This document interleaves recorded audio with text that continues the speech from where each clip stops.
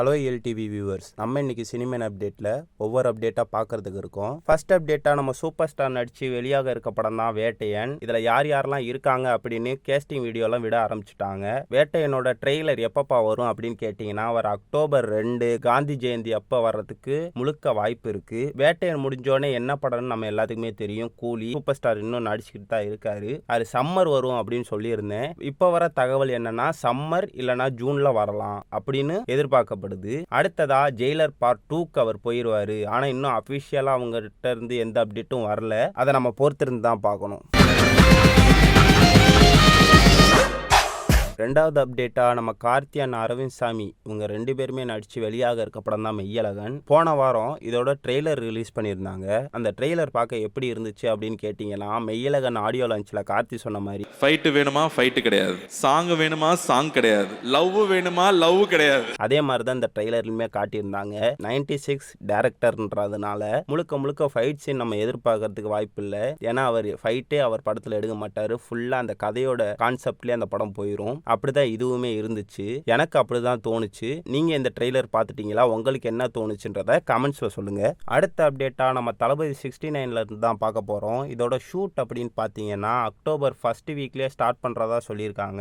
இதுல already கிளம்புன rumours மாதிரி சமந்தா இருக்காங்க, சிம்ரன் இருக்காங்க, மோகன்லால் இருக்காரு, பிரகாஷ் ராஜ் இருக்காரு அப்படின்னு பல ரூமர்ஸும் ஸ்ப்ரெட் ஆகிக்கிட்டு இருக்கு. ஆனா நம்ம அதுல கன்ஃபார்ம் பண்ணது மமிதா பைஜு இருக்காங்க, பாபி டியோல் தான் வில்லன் அப்படின்றத முக்காவாசி கன்ஃபார்ம் ஆயிருச்சு. இன்னும் அவங்கள அபிஷியலா விடல. இதோட இன்னொரு ரூமர் என்ன இப்ப கிளம்பி இருக்கு அப்படின்னா, இதோட டைட்டில் என்னவா இருக்கும் அப்படின்றத, தளபதின்றதே டைட்டில் தான் அப்படின்னு சில ரூமர்ஸ் கிளம்பி இருக்கு. இது உண்மையா பொய்யான்றத மூவி டீம் தான் சொல்லணும்.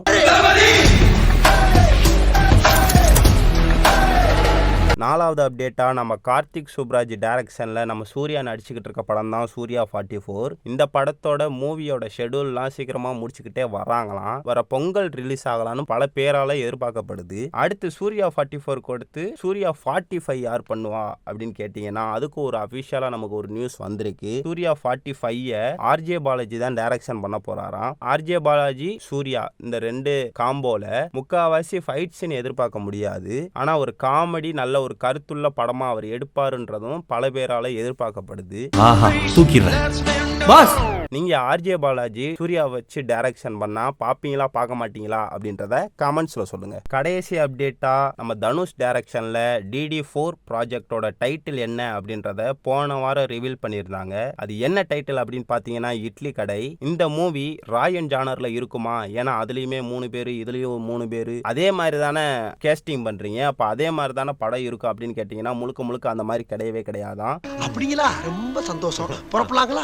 திருச்சிற்றம்பலம் ஜானர்ல இந்த படம் இருக்கும் அப்படின்னு பல பேரால சொல்லப்படுது. என்ன திருச்சிற்றம்பலத்துல ஃபைட் அவ்வளவா இருக்காது. 2 பேருக்குள்ள இருக்க ரொமான்ஸுமே அவ்வளவு பெருசா காட்டியிருக்க மாட்டாங்க. இந்த படத்துல அதெல்லாம் கொஞ்சம் நிறைய இருக்கும். அந்த மாதிரியுமே எதிர்பார்க்கப்படுது. கேஸ்டிங் அப்படின்னு பாத்தீங்கன்னா, அருண் விஜய், அசோக் செல்வன், ஷாலினி பாண்டே, ராஜ் கிரண், சத்யராஜ், நித்யா மேனன்னு பல பேர் இந்த படத்துல இருக்காங்க. இல்ல ராஜ் கிரண் தான் தனுஷுக்கு அப்பா கேரக்டர் பண்றாராம். இந்த மாதிரி சினிமா அப்டேட்ஸ் எல்லாம் பார்க்கறதுக்கு நம்ம சேனலை like and share and subscribe இதெல்லாம் பண்ணி வச்சுக்கோங்க.